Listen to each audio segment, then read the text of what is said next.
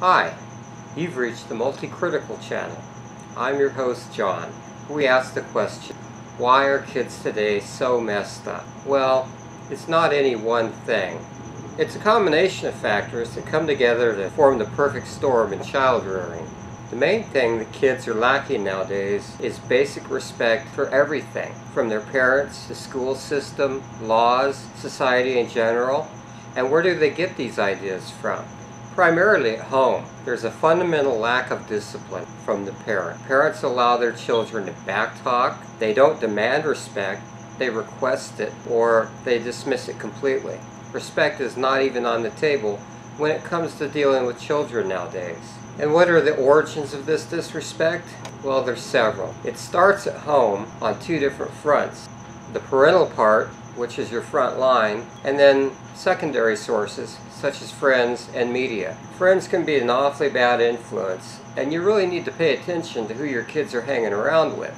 Also to be noted is that television is not the wholesome thing it used to be. Even the Disney Channel has little girls dressed up like trollops out to do a day's work for their pimp. I think Walt Disney would be sadly disappointed with the perversion of his name. It's like the Disney Channel has transmogrified into this horrible production studio that puts out trollops at a record-setting pace. I mean, just look at some of the scandal that's arose from the Disney Channel. I won't go into details because you know who I'm talking about, or whom I'm talking about. And then you have MTV. You got that yo hip-hop. Yeah, man, I'm so cool. I can't even talk like a human being, you know. I gotta sound like some idiot, man. What is that about?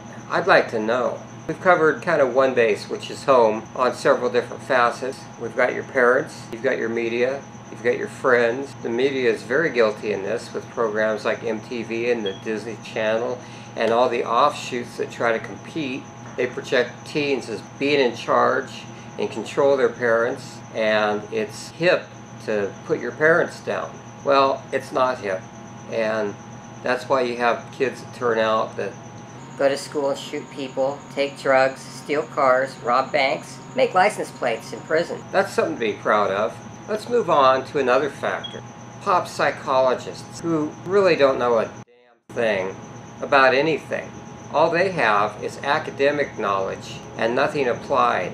All the theories sound great: cognitive dissonance, internal repression, denied guilt, passive-aggressive behavior. And you know what? It's all a crock. These undisciplined psychologists have turned out a generation of losers and hypocrites and criminals. Trash all the psychology idea, because let me tell you something. I know more about psychology than a lot of psychiatrists. I read a lot, and I can tell you every single thing I've read boils down to one thing: common sense. If you got common sense, you can probably raise a pretty good kid.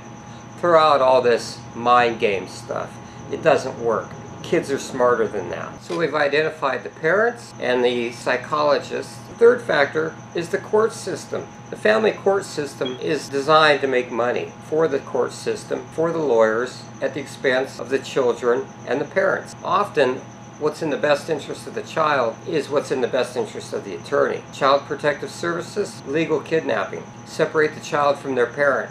That really helps out. And another thing is courts back up these idiot psychiatrists that say, you can't punish your child, you're going to scar them. Well, I got spanked when I was a kid. I'm a master electrician. I produce a lot of videos. I'm what you would call a commercial success. So how am I scarred? You know, think about this. Jeffrey Dahmer wasn't spanked. Neither was Charles Manson.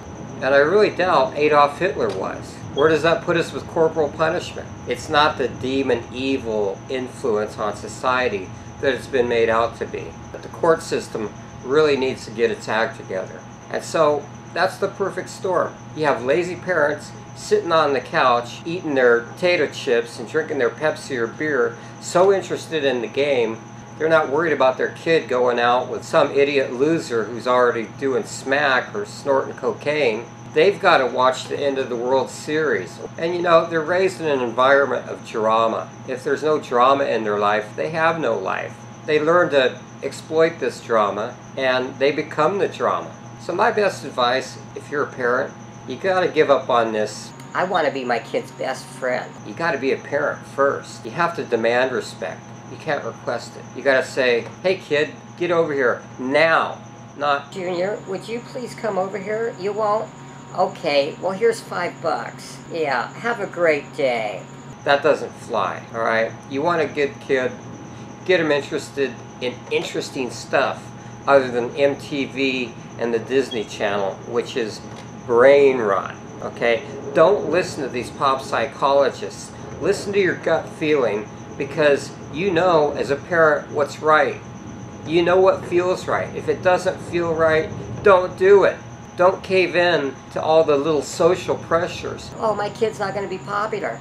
Well, who cares? You want them to be a success? Yeah, they're going to be real popular popping out custom license plates for their friends with nice fancy automobiles that are out dealing drugs that haven't been caught yet. And that's pretty much why I feel why there's so many rotten kids today.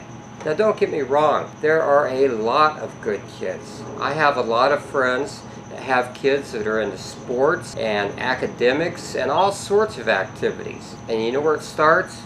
At home.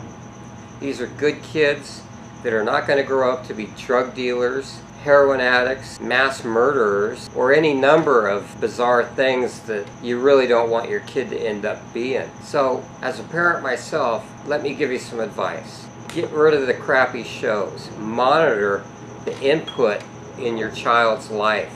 And your child is a child until they move out that door.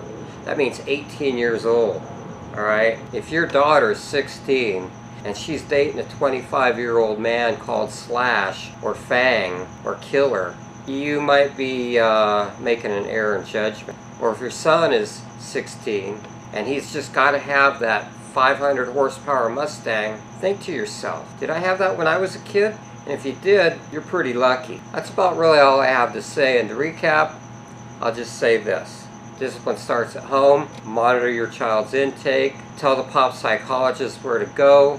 And try to avoid trouble with the court systems, because they're not going to back you up. They're going to stab you in the back. They're going to take your kids away. They're going to ruin your life. So I know you're in a battle for your life raising your own kid. And unfortunately, you're not the one that made those circumstances. But it is up to you to deal with them. So deal with them. In closing, I'd like to say I welcome any and all dissenting viewpoints. I will host all video posts. This is John with Service Magic Productions. Later, till next time.